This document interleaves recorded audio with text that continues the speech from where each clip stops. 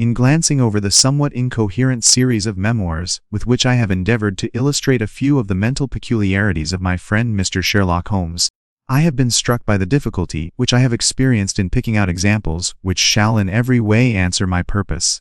For in those cases in which Holmes has performed some tour de force of analytical reasoning, the facts themselves have often been so slight or so commonplace. On the other hand, it has frequently happened that he has been concerned in some research where the facts have been of the most remarkable and dramatic character, but where the share which he has himself taken in determining their causes has been less pronounced than I, as his biographer, could wish. I cannot be sure of the exact date, but it must have been towards the end of the first year during which Holmes and I shared chambers in Baker Street. It was boisterous October weather, and we had both remained indoors all day, I because I feared with my shaken health to face the keen autumn wind, while he was deep in some of those abstruse chemical investigations which absorbed him utterly as long as he was engaged upon them. Towards evening, however, the breaking of a test tube brought his research to a premature ending, and he sprang up from his chair with an exclamation of impatience and a clouded brow. "A day's work ruined, Watson," said he, striding across to the window. "Ha! The stars are out and the wind has fallen. What do you say to a ramble through London?" For 3 hours we strolled about together, watching the ever-changing kaleidoscope of life as it ebbs and flows through Fleet Street and the Strand. It was 10 o'clock before we reached Baker Street again. A brougham was waiting at our door. "A doctor's. General practitioner, I perceive." Said. "Not been long in practice, but has had a good deal to do."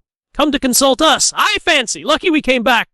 I was sufficiently conversant with Holmes's methods to be able to follow his reasoning, and to see that the nature and state of the various medical instruments in the wicker basket, which hung in the lamplight inside the brougham, had given him the data for his swift deduction. A pale, taper-faced man with sandy whiskers rose up from a chair by the fire as we entered. His age may not have been more than 3 or 34, but his haggard expression and unhealthy hue told of a life which has sapped his strength and robbed him of his youth. "Good evening, Doctor," said Holmes cheerily. "I am glad to see that you have only been waiting a very few minutes." "You spoke to my coachman, then?" "No, it was the candle on the side table that told me. Pray resume your seat and let me know how I can serve you." "My name is Dr. Percy Trevelyan," said our visitor, "and I live at 403 Brook Street." "Are you not the author of a monograph upon obscure nervous lesions?" I asked. His pale cheeks flushed with pleasure at hearing that his work was known to me. "I so seldom hear of the work that I thought it was quite dead," said he. "The fact is that a very singular train of events has occurred recently at my house in Brook Street, and tonight they came to such a head that I felt it was quite impossible for me to wait another hour before asking for your advice and assistance." Sherlock Holmes sat down and lit his pipe. "You are very welcome to both," said he. "Pray, let me have a detailed account of what the circumstances are which have disturbed you." "I am compelled, to begin with, to say something of my own college career.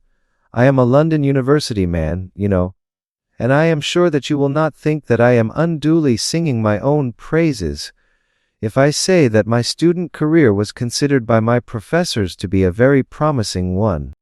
But the one great stumbling block lay in my want of capital. As you will readily understand, a specialist who aims high is compelled to start in one of a dozen streets in the Cavendish Square quarter. Suddenly, however, an unexpected incident opened up quite a new prospect to me. This was a visit from a gentleman of the name of Blessington, who was a complete stranger to me." "You are the same Percy Trevelyan who has had so distinguished a career and won a great prize lately," said he. "Answer me frankly, for you will find it to your interest to do so. You have all the cleverness which makes a successful man. Have you the tact?" I could not help smiling at the abruptness of the question. "Any bad habits? Not drawn towards drink, eh?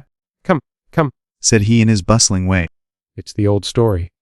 More in your brains than in your pocket, eh?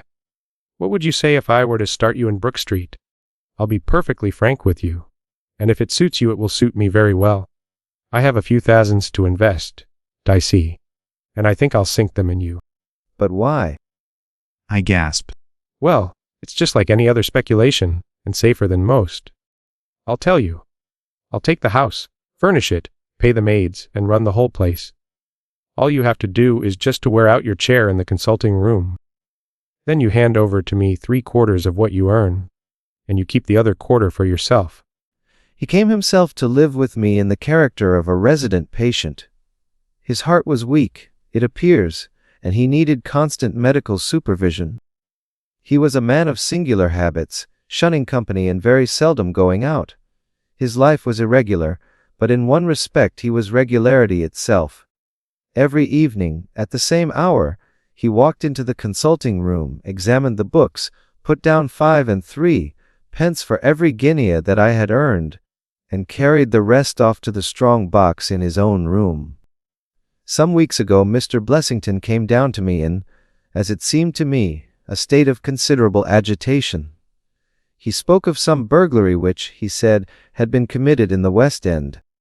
For a week he continued to be in a peculiar state of restlessness, peering continually out of the windows, and ceasing to take the short walk which had usually been the prelude to his dinner.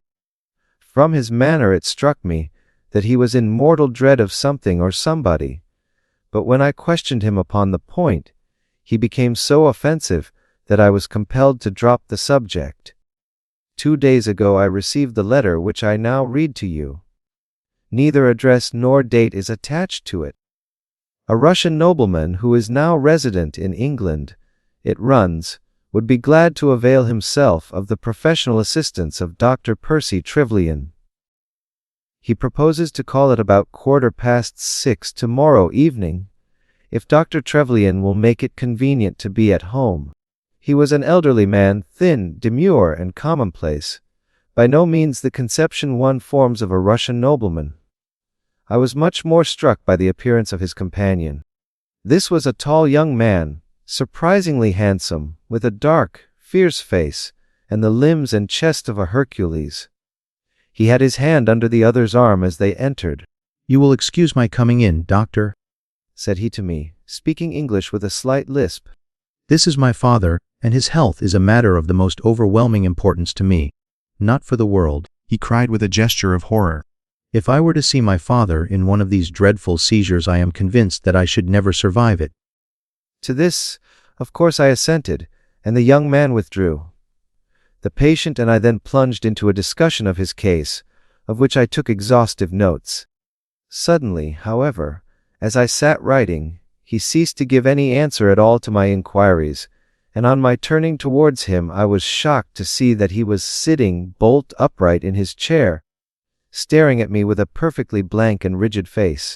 I made notes of my patient's pulse and temperature, tested the rigidity of his muscles, and examined his reflexes. The bottle was downstairs in my laboratory, so leaving my patient seated in his chair, I ran down to get it. There was some little delay in finding it. 5 minutes, let us say, and then I returned. Imagine my amazement to find the room empty and the patient gone. Of course, my first act was to run into the waiting room. The son had gone also. Well, I never thought that I should see anything more of the Russian and his son, so you can imagine my amazement when, at the very same hour this evening, they both came marching into my consulting room, just as they had done before. I feel that I owe you a great many apologies for my abrupt departure yesterday, doctor, said my patient. Well, the fact is, he remarked, that when I recover from these attacks my mind is always very clouded as to all that has gone before. I woke up in a strange room, as it seemed to me, and made my way out into the street in a sort of dazed way when you were absent. And I, said the son, seeing my father pass the door of the waiting room, naturally thought that the consultation had come to an end. For half an hour or so I discussed that old gentleman's symptoms with him, and then, having prescribed for him, I saw him go off upon the arm of his son. I have told you that Mr. Blessington generally chose this hour of the day for his exercise. He came in shortly afterwards and passed upstairs. An instant later I heard him running down, and he burst into my consulting room like a man who is mad with panic. Who has been in my room? No one. It's a lie! Come up and look. When I went upstairs with him, he pointed to several footprints upon the light carpet. You mean to say those are mine? It must have been the case, then, that the man in the waiting room had, for some unknown reason, while I was busy with the other, ascended to the room of my resident patient. Mr. Blessington seemed more excited over the matter than I should have thought possible, though of course it was enough to disturb anybody's peace of mind. It was his suggestion that I should come round to you, and of course I at once saw the propriety of it, for certainly the incident is a very singular one. Sherlock Holmes had listened to this long narrative with an intentness which showed me that his interest was keenly aroused. As our visitor concluded, Holmes sprang up without a word, handed me my hat, picked his own from the table, and followed Dr. Trevelyan to the door. Within a quarter of an hour we had been dropped at the door of the physician's residence in Brook Street, one of those somber, flat-faced houses which one associates with a West End practice. But a singular interruption brought us to a standstill. The light at the top was suddenly whisked out, and from the darkness came a reedy, quivering voice. I have a pistol. It cried. I give you my word that I'll fire if you come any nearer. This really grows outrageous, Mr. Blessington, cried Dr. Trevelyan. Oh, then it is you, Doctor, said the voice with a great heave of relief. We saw before us a singular-looking man, whose appearance as well as his voice testified to his jangled nerves. He was very fat, but had apparently at some time been much fatter, so that the skin hung about his face in loose pouches, like the cheeks of a bloodhound. Good evening, Mr. Holmes, said he. I am sure I am very much obliged to you for coming round. No one ever needed your advice more than I do. Who are these two men, Mr. Blessington, and why do they wish to molest you? Well, said the resident patient in a nervous fashion. Of course it is hard to say that. He led the way into his bedroom, which was large and comfortably furnished. You see that, said he, pointing to a big black box at the end of his bed. I don't believe in bankers. I would never trust a banker, Mr. Holmes. Between ourselves, what little I have is in that box, so you can understand what it means to me when unknown people force themselves into my rooms. Holmes looked at Blessington in his questioning way and shook his head. I cannot possibly advise you if you try to deceive me, said he. My advice to you, sir, is to speak the truth. A minute later we were in the street and walking for home. Sorry to bring you out on such a fool's errand, Watson, he said at last. It is an interesting case, too, at the bottom of it. Well, it is quite evident that there are two men, more, perhaps, but at least two, who are determined for some reason to get at this fellow Blessington. I have no doubt in my mind that both on the first and on the second occasion that young man penetrated to Blessington's room, while his confederate, by an ingenious device, kept the doctor from interfering. And the catalepsy? A fraudulent imitation, Watson, though I should hardly dare to hint as much to our specialist. It is a very easy complaint to imitate. I have done it myself. I can read in a man's eye when it is his own skin that he is frightened for. It is inconceivable that this fellow could have made two such vindictive enemies as these appear to be without knowing of it. I hold it, therefore, to be certain that he does know who these men are, and that for reasons of his own he suppresses it. I saw in the gaslight that Holmes wore an amused smile at this brilliant departure of mine. My dear fellow, said he, it was one of the first solutions which occurred to me, but I was soon able to corroborate the doctor's tale. This young man has left prints upon the stair carpet which made it quite superfluous for me to ask to see those which he had made in the room. But we may sleep on it now, for I shall be surprised if we do not hear something further from Brook Street in the morning. Sherlock Holmes's prophecy was soon fulfilled, and in a dramatic fashion. At 7:30 next morning, I found him standing by my bedside in his dressing gown. There's a brougham waiting for us, Watson, said he. What's the matter, then? The Brook Street business. Tragic but ambiguous, said he, pulling up the blind. Look at this. A sheet from a notebook with "For God's sake come at once, P.T." scrawled upon it in pencil. In a quarter of an hour or so we were back at the physician's house. He came running out to meet us with a face of horror. Oh, such a business! He cried with his hands to his temples. What then? Blessington has committed suicide! Holmes whistled. Yes, he hanged himself during the night. When the maid entered, about 7, there the unfortunate fellow was hanging in the middle of the room. He had tied his cord to the hook on which the heavy lamp used to hang. With your permission, said he at last, I should like to go upstairs and look into the matter. It was a dreadful sight which met us as we entered the bedroom door. I have spoken of the impression of flabbiness which this man Blessington conveyed. As he dangled from the hook it was exaggerated and intensified until he was scarce human in his appearance. Mr. Holmes, said he heartily, as my friend entered. I am delighted to see you. Good morning, Lanner. answered Holmes. You won't think me an intruder, I am sure. Have you heard of the events which led up to this affair? As far as I can see, the man has been driven out of his senses by fright. The bed has been well slept in, you see. It's about 5 in the morning. You know, that suicides are most common. I should say that he has been dead about 3 hours, judging by the rigidity of the muscles, said I. Noticed anything peculiar about the room? Found a screwdriver and some screws on the wash-hand stand. Seems to have smoked heavily during the night, too. Here are 4 cigar ends that I picked out of the fireplace. Have you got his cigar holder? No, I have seen none. His cigar case, then? Yes, it was in his coat pocket. Oh, this is a Havana, and these others are cigars of the peculiar sort which are imported by the Dutch from their East Indian colonies. He picked up the 4 ends and examined them with his pocket lens. 2 of these have been smoked from a holder and 2 without, said he. 2 have been cut by a not very sharp knife, and 2 have had the ends bitten off by a set of excellent teeth. This is no suicide, Mr. Lanner. It is a very deeply planned and cold-blooded murder.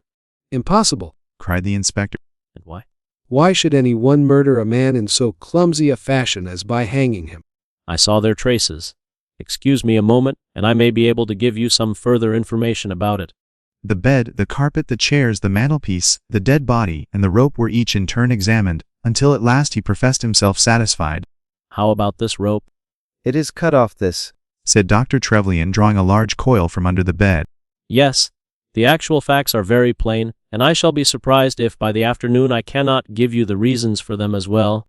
Oh, there can be no doubt as to the sequence of events, said. There were 3 of them in it, the young man, the old man, and a third, to whose identity I have no clue. If I might offer you a word of advice, Inspector, it would be to arrest the page, who, as I understand, has only recently come into your service, Doctor. The young imp cannot be found, Trevelyan, He has played a not unimportant part in this drama, said he. The 3 men having ascended the stairs, which they did on tiptoe, the elder man first, the younger man second, and the unknown man in the rear. Oh, there could be no question as to the superimposing of the footmarks. I had the advantage of learning which last night. On entering the room, their first proceeding must have been to gag Mr. Blessington. He may have been asleep, or he may have been so paralyzed with terror as to have been unable to cry out. Having secured him, it is evident to me that a consultation of some sort was held. Probably it was something in the nature of a judicial proceeding. It must have lasted for some time, for it was then that these cigars were smoked. Well, it ended by their taking Blessington and hanging him. The matter was so prearranged that it is my belief that they brought with them some sort of block or pulley which might serve as a gallows. Having finished their work, they made off, and the door was barred behind them by their confederate. The inspector hurried away on the instant to make inquiries about the page, while Holmes and I returned to Baker Street for breakfast. I'll be back by 3, said he, when we had finished our meal. Both the inspector and the doctor will meet me here at that hour, and I hope by that time to have cleared up any little obscurity which the case may still present. Our visitors arrived at the appointed time, but it was 3:45 before my friend put in an appearance. From his expression as he entered, however, I could see that all had gone well with him. Any news, Inspector? We have got the boy, sir. Excellent, and I have got the men? Well, at least I have got their identity. This so-called Blessington is, as I expected, well known at headquarters, and so are his assailants. Their names are Biddle, Hayward, and Moffat. The Worthington Bank gang, cried the inspector. Precisely, said. Then Blessington must have been Sutton. If, said Holmes. You must surely remember the great Worthington Bank business. 5 men were in it, these 4 and a 5th called Cartwright. Tobin, the caretaker, was murdered, and the thieves got away with £7,000. This Blessington, or Sutton, who was the worst of the gang, turned informer. On his evidence, Cartwright was hanged, and the other 3 got 15 years apiece. When they got out the other day, which was some years before their full term, they set themselves, as you perceive, to hunt down the traitor, and to avenge the death of their comrade upon him. I think you have made it all remarkably clear. No doubt the day on which he was perturbed was the day when he had seen of their release in the newspapers. But why could he not tell you this? Well, my dear sir, knowing the vindictive character of his old associates, he was trying to hide his own identity from everybody as long as he could. His secret was a shameful one, and he could not bring himself to divulge it. However, wretch as he was still living under the shield of British law, and I have no doubt, Inspector, that you will see that, though that shield may fail to guard, the sword of justice is still there to avenge. From that night nothing has been seen of the 3 murderers by the police, and it is surmised at Scotland Yard that they were among the passengers of the ill-fated steamer Nora Creina, which was lost some years ago with all hands upon the Portuguese coast. The proceedings against the page broke down for want of evidence, and the Brook Street mystery, as it was called, has never until now been fully dealt with in any public print.